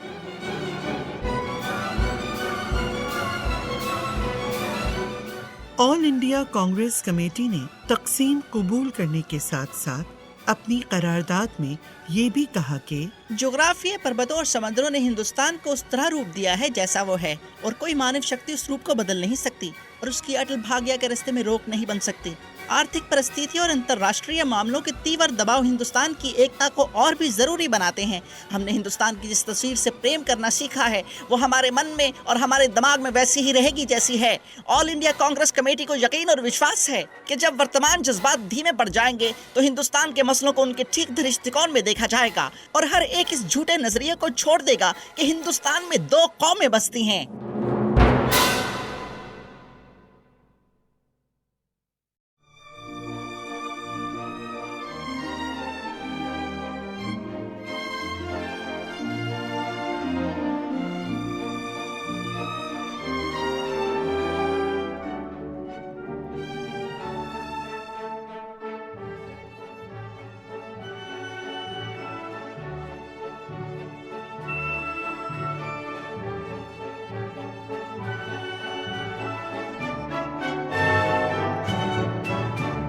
اگست 1947 کو کراچی میں دستور ساز اسمبلی کا افتتاح ہوا۔ مسلم لیگ نے اسمبلی کے صدر کا انتخاب کروانے کے لیے جوگندر ناتھ منڈل کو، جو ایک اچھوت ہندو تھے، نگراں صدر بنایا۔ انہوں نے اسمبلی کے افتتاحی خطبے میں کہا، خواتین و حضرات، سب سے پہلے میں خدائے بزرگ و برتر کے سامنے اپنا سر جھکانا چاہوں گا کہ اس نے اپنی مہربانی سے ہمیں یہ موقع دیا ہے کہ ہم سب یہاں جمع ہوں، اور اس سے دعا کریں کہ ہمیں سیدھا راستہ دکھائے۔ اس کے بعد خواتین و حضرات، میں اس اعزاز کے لیے آپ کا دل سے شکریہ ادا کرنا چاہتا ہوں جو آپ نے پاکستان کی دستور ساز اسمبلی کے تاریخی پہلے افتتاحی اجلاس کا چیئرمین منتخب کر کے مجھے بخشا ہے۔ آج حضرات مجھے یہ کہتے ہوئے بڑی مسرت ہو رہی ہے کہ اقلیتی ملت کے ایک رکن کا چیئرمین منتخب ہونا پاکستان کی پیدائش پر بہت اچھا شگون ہے، کیونکہ آج پاکستان ایک اقلیتی ملت یعنی ہندوستان کے مسلمانوں کے مستقل اور جائز مطالبے کا نتیجہ ہے۔ اگلے روز جناح اسمبلی کے مستقل صدر منتخب کیے گئے۔ قائد اعظم کا لقب جو عوام نے بہت پہلے سے انہیں دے رکھا تھا، اسمبلی نے ان کے لیے باقاعدہ طور پر منظور کیا۔ 13 اگست کو آخری وائسرائے لارڈ ماؤنٹ بیٹن کے اعزاز میں ڈنر دیتے ہوئے جو اقتدار منتقل کرنے کراچی آئے تھے، قائد اعظم نے شاہ برطانیہ جارج ششم کے نام پیغام میں کہا، ایک قوم کی طرف سے مکمل اقتدار کو اس طرح کسی دوسری قوم کے سپرد کرنے کی کوئی اور مثال پوری دنیا کی تاریخ میں موجود نہیں ہے۔ یہ دولت مشترکہ کے عظیم نصب العین کا حصول اور تکمیل ہے جو اب ہوئی ہے۔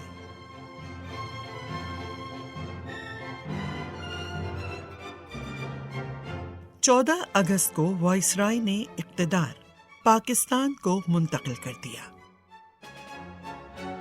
انہوں نے شاہ برطانیہ کی طرف سے پیغام بھی سنایا جس میں کہا گیا تھا کہ اتفاق رائے کے ذریعے آزادی حاصل کر کے پاکستان نے دنیا کی ان تمام اقوام کے لیے ایک مثال قائم کی ہے جنہیں آزادی سے پیار ہے۔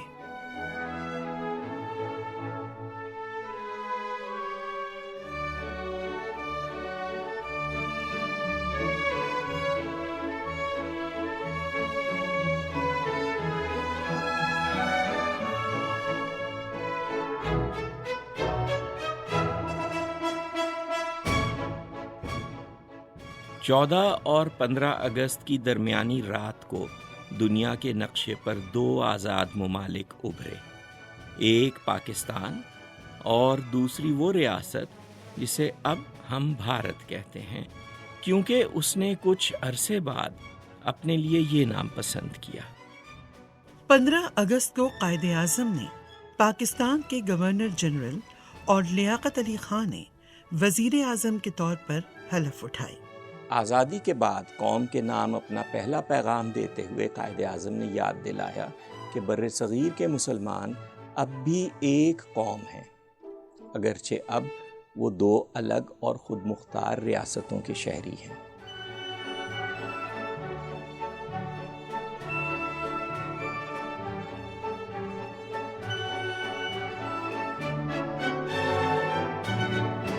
مسلمانان ہند نے دنیا کو دکھا دیا ہے کہ وہ ایک متحدہ قوم ہیں۔ ان کا مطالبہ انصاف پر مبنی اور درست ہے، جسے رد نہیں کیا جا سکتا۔ برطانوی حکومت نے تقسیم کا جو منصوبہ نافذ کیا تھا، اس کے مطابق ایک باؤنڈری کمیشن نے اپنا فیصلہ سناتے ہوئے پنجاب میں مسلمانوں کی اکثریت کے بہت سے علاقے بھارت میں شامل کر دیے۔ اس وجہ سے بھارت کی پہنچ کشمیر تک زیادہ آسانی کے ساتھ ہو گئی، جو ایک دیسی ریاست تھی اور وہاں مسلمانوں کی واضح اکثریت تھی۔ اس لیے جلد ہی مسئلہ کشمیر کا آغاز ہو گیا۔ یہ مسئلہ ابھی تک حل نہیں ہو سکا ہے۔ مشرقی پنجاب اور دہلی میں سکھوں اور ہندوؤں کی طرف سے مسلمانوں کے خلاف تشدد کی ایک ایسی لہر اٹھی اور ایسے مظالم ڈھائے گئے جو بیان سے باہر ہیں۔ تشدد کی یہ لہر بھارت کے دوسرے حصوں میں بھی پھیل گئی۔ پاکستان میں بھی جوابی تشدد کے بعض واقعات پیش آئے۔ قائد اعظم نے شہریوں کو تاکید کی کہ وہ قانون کا احترام کریں اور امن قائم رکھیں۔ یہ ضروری ہے کہ پاکستان کو ہر قسم کی بد نظمی سے پاک رکھا جائے، کیونکہ اس ابتدائی مرحلے پر لا قانونیت کی لہر اس کی بنیادوں کو کمزور کر کے رکھ دے گی اور اس کے مستقبل کو ناقابل تلافی نقصان پہنچائے گی۔ اس لیے میں پاکستان کے ہر مسلمان مرد اور عورت سے کہہ رہا ہوں کہ وہ اپنی قومی ریاست کے قیام کی خاطر، جس کے لیے انہوں نے پہلے ہی اتنی قربانیاں دی ہیں اور اتنی تکالیف برداشت کی ہیں، اور جسے تعمیر کرنا اب ان کے اپنے ہاتھ میں ہے، موجودہ دکھوں کے مقابلے پر اپنے دل مضبوط کر لیں تاکہ بہت جلد یہ دنیا کی سب سے بڑی اسلامی ریاست ہونے کا حق ادا کر سکے اور اقوام کی برادری میں ایک قابل فخر مقام حاصل کرے۔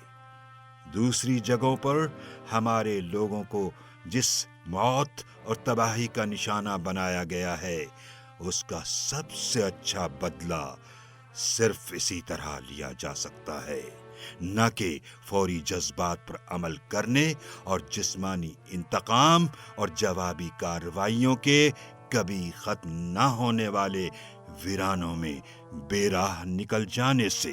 قائد اعظم کو یقین تھا کہ یہ فسادات ان لوگوں کی سوچی سمجھی سازش کا حصہ ہیں جو پاکستان کو ختم کرنا چاہتے تھے۔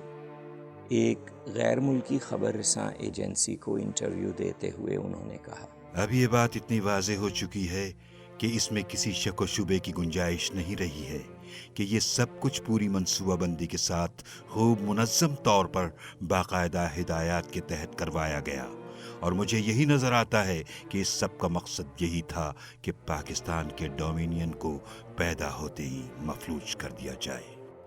چند ماہ بعد ایک انتہا پسند ہندو تنظیم کے ایک رکن نے بھارت میں گاندھی کو قتل کر دیا۔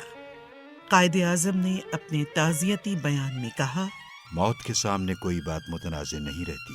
ہمارے سیاسی اختلافات جو بھی رہے ہوں، وہ ان عظیم ترین آدمیوں میں سے تھے جو ہندو ملت نے پیدا کیے، اور ایک ایسے رہنما جن پر وہ سب اعتماد کرتے تھے اور ان کی عزت کرتے تھے۔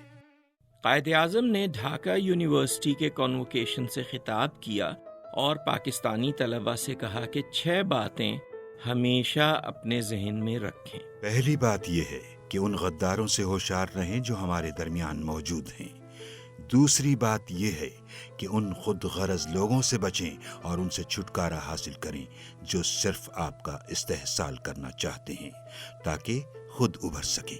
تیسری بات یہ ہے کہ آپ پرکھنا سیکھیں کہ ریاست کی سچی وفاداری کے ساتھ اور بے غرض خدمت کرنے والے کون ہیں، جو دل و جان سے عوام کی خدمت کرنا چاہتے ہیں اور ان کا ساتھ دیں۔ چوتھی بات یہ ہے کہ مسلم لیگ کی جماعت کو مضبوط بنائیں، جو ایک حقیقی اور واقعی عظیم اور شاندار پاکستان کی خدمت کرے گی اور اسے تعمیر کرے گی۔ پانچویں بات یہ ہے کہ مسلم لیگ نے پاکستان حاصل کیا ہے اور قائم کیا ہے، اور یہ مسلم لیگ ہی ہے جس کا اب یہ فریضہ ہے کہ اس مقدس امانت کی امین کے طور پر پاکستان کی تعمیر کرے۔ چھٹی بات یہ ہے کہ ایسے لوگ ہوں گے جنہوں نے ہماری جد و جہد میں ہماری مدد کرنے کے لیے انگلی بھی نہیں اٹھائی تھی، بلکہ ہماری مخالفت کی تھی، اور ہماری عظیم جد و جہد میں سر عام دشواریاں پیدا کی تھیں، اور جن میں سے بہت سے ہمارے دشمنوں کی صفوں میں ہمارے خلاف سرگرم تھے، جو اب شاید آگے بڑھیں اور اپنے دل فریب نعرے، اصطلاحیں، مقاصد اور پروگرام آپ کے سامنے رکھیں، لیکن انہیں ابھی نیک نیتی ثابت کرنے کی ضرورت ہے، اور یہ ثابت کرنے کی ضرورت ہے کہ واقعی ان کی نیت میں تبدیلی آئی ہے، جس کا طریقہ یہی ہے کہ وہ لیگ میں شامل ہوں اور اس کی حمایت کریں، اور اپنے خیالات لیگ کی تنظیم کے اندر سے پیش کر کے انہیں قبول کروانے کی کوشش کریں، اور اپنی علیحدہ تنظیمیں نہ بنائیں۔ ان تمام باتوں کے لیے مکمل اخوت، اتحاد اور نظم و ضبط ضروری ہے۔ 1 جولائی 1948 کو قائد اعظم زندگی میں آخری دفعہ کسی سرکاری تقریب میں شریک ہوئے۔ یہ پاکستان کے اسٹیٹ بینک کا افتتاح تھا۔ اس موقع پر انہوں نے کہا، مغرب کا اقتصادی نظام انسان اور انسان کے درمیان انصاف قائم کرنے اور قوموں کے درمیان رقابت دور کرنے میں ناکام رہا ہے۔ ہمارا ایک خوش اور مطمئن قوم بنانے کا مقصد مغرب کے اقتصادی نظریے اور اقدامات کی پیروی کر کے پورا نہیں ہو سکتا۔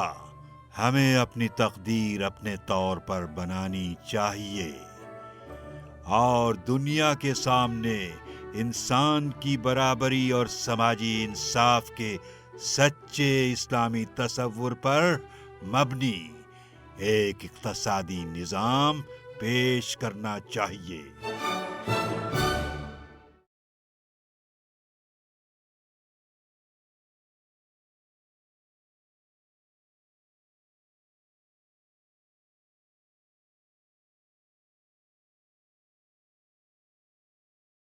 قائد اعظم محمد علی جناح کا انتقال 11 ستمبر 1948 کو کراچی میں ہوا۔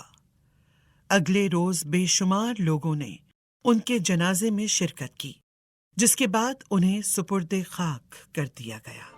لیکن قائد اعظم کی زندگی کی داستان ابھی ختم نہیں ہوئی تھی، بلکہ وہ اب شروع ہونے والی تھی۔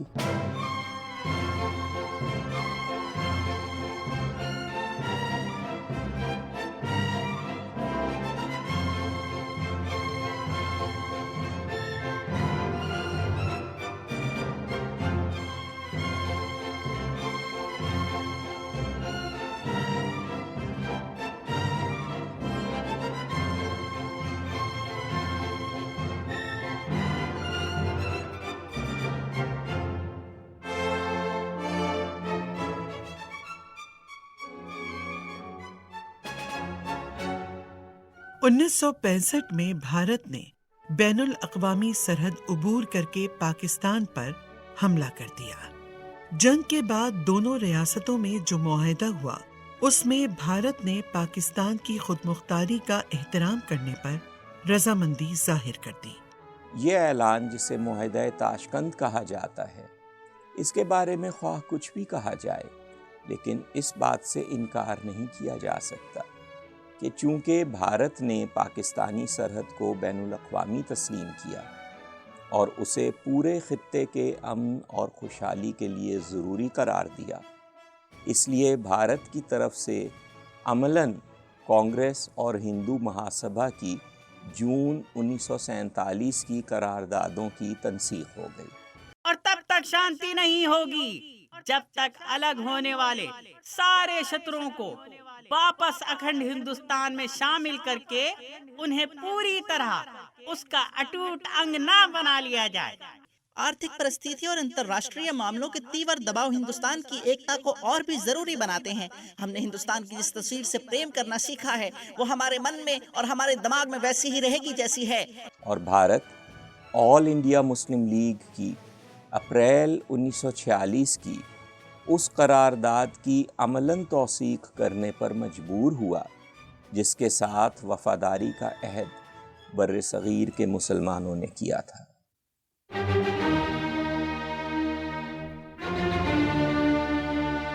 1967 تک مشرقی اور مغربی پاکستان کے اکثر مکاتب فکر اس بات پر متفق ہو چکے تھے کہ ملک کے دونوں خطوں کے درمیان برابری اور وحدت ہونی چاہیے۔ اگرچہ اس کے کچھ برس بعد مشرقی پاکستان علیحدہ ہو کر بنگلہ دیش بن گیا، لیکن آگے چل کر اسی بنگلہ دیش نے یہ ویژن پورے جنوبی ایشیا کی سطح پر رائج کر دیا جب اس نے اس علاقے کے 7 ممالک کو دعوت دے کر جنوبی ایشیا کی تنظیم سارک کے چارٹر پر دستخط کروائے۔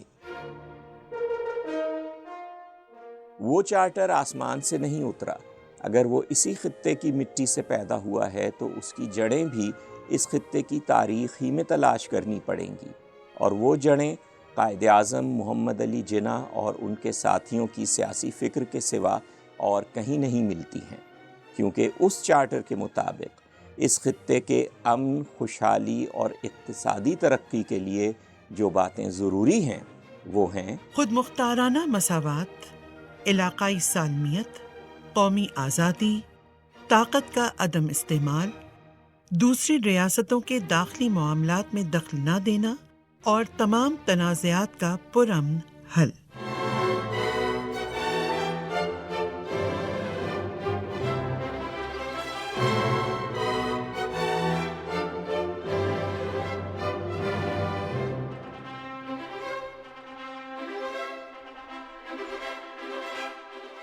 ایک طویل خانہ جنگی کے بعد 2006 میں افغانستان نے اپنے آپ کو مربوط کیا اور اسے بھی جنوبی ایشیا کی تنظیم کی رکنیت دی گئی۔ یہ رکنیت سارک کے اسی چارٹر کے تحت دی گئی جس چارٹر کو ہم قائد اعظم محمد علی جناح کی سیاسی فکر کا دور رس نتیجہ تسلیم کرنے پر مجبور ہیں۔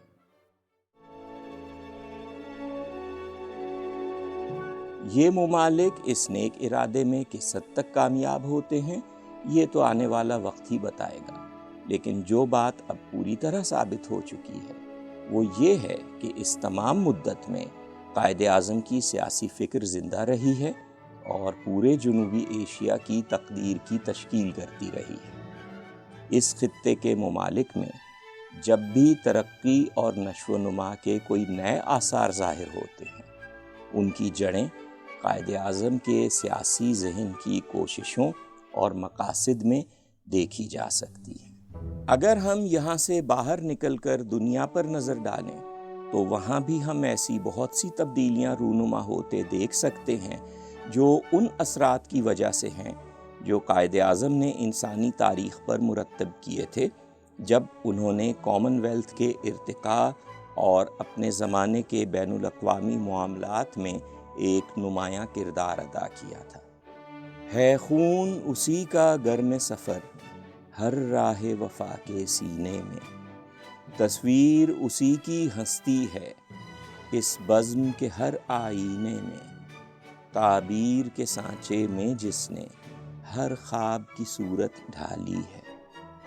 اگر ہم میں خود اعتمادی اور قومی شعور پیدا ہو سکے، تب ہو سکتا ہے کہ دنیا ہمیں ایک خواب معلوم ہو جس کی تعبیر ہم ہیں۔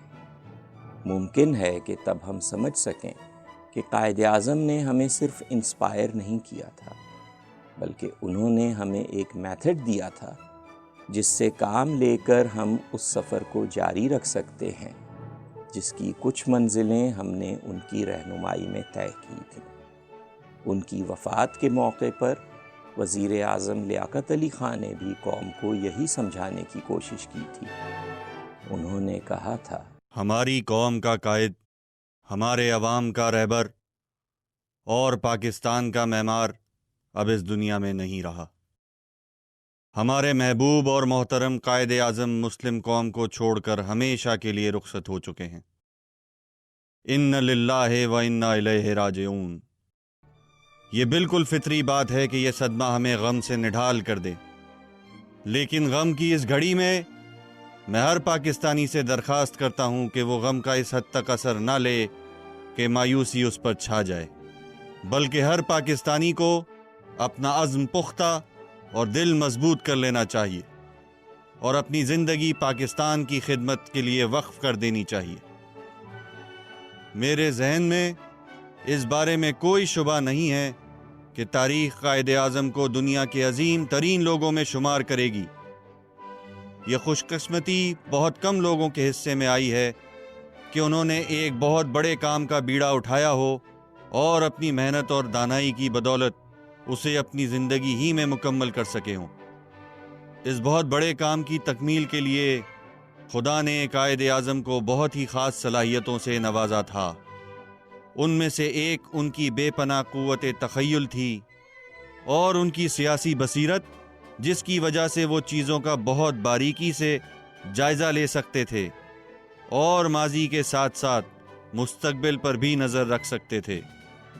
اپنے محبوب قائد اعظم سے اپنی محبت اور عقیدت کا اظہار کرنے کا اس سے بہتر طریقہ اور کوئی نہیں ہو سکتا کہ ہم ہمیشہ وہ آئیڈیل اپنے سامنے رکھیں جو انہوں نے ہمارے لیے پیش کیا تھا، اور ہم پاکستان کو اتنی عظیم ریاست بنائیں جتنی وہ چاہتے تھے۔ اپنی غمزدہ قوم کے لیے میرا یہی پیغام ہے۔ پاکستان زندہ باد۔